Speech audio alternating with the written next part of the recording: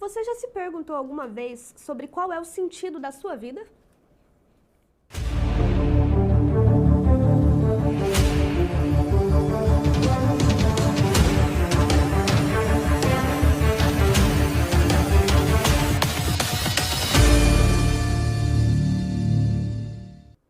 Talvez você já tenha ouvido falar sobre Marie Curie. Ela foi uma cientista muito importante, uma mulher que marcou o seu tempo. A história de Marie Curie é muito conhecida pelos seus altos e baixos.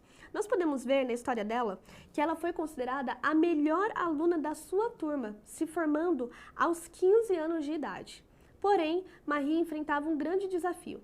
Por ser polonesa e na Polônia, eles não permitiam que mulheres estudassem em universidades. Ela se viu numa verdadeira sinuca de bico de como faria para estudar e colocar em prática tanto conhecimento que ela já obtinha. Sem ter aonde estudar, Marie resolveu então ir para Paris com o apoio de seu pai para começar os seus estudos. E ela foi tão importante que ela descobriu elementos como polônio e rádio, que são elementos que nós podemos encontrar hoje em dia na tabela periódica. Ela foi a primeira mulher a ganhar um Nobel de Física e, tempos depois, também de Química. Infelizmente, Marie faleceu em 1934, aos 66 anos, devido aos perigos de ter manuseado radiografias ao longo da sua vida. Naquela época, não se sabia exatamente quais eram os efeitos colaterais dessas radiografias no corpo. Hoje se sabe e a gente consegue se proteger, mas ela, como estava descobrindo, infelizmente não conseguia e faleceu de leucemia. A descoberta de Marie foi tão importante que ela inclusive ajudou na Primeira Guerra Mundial a proteger soldados de amputações, porque ela fez uma espécie de ambulância juntamente com sua filha e juntas elas conseguiram ajudar esses soldados. E abro parênteses aqui para dizer, muitos desses que antes já tinham humilhado ela, xingando ela de coisas que nós nem podemos dizer aqui, e que ela salvou essas pessoas anos depois na guerra. A Bíblia também conta a história de uma mulher valorosa e valente que salvou o seu povo. A Bíblia conta então a história de Esther. Esther, ela foi rainha da Pérsia e ela foi usada por Deus para proteger e guiar o seu povo. Esther, ela era uma moça muito bonita e ela participou então de uma espécie de um concurso de beleza, porque o rei precisava substituir a rainha.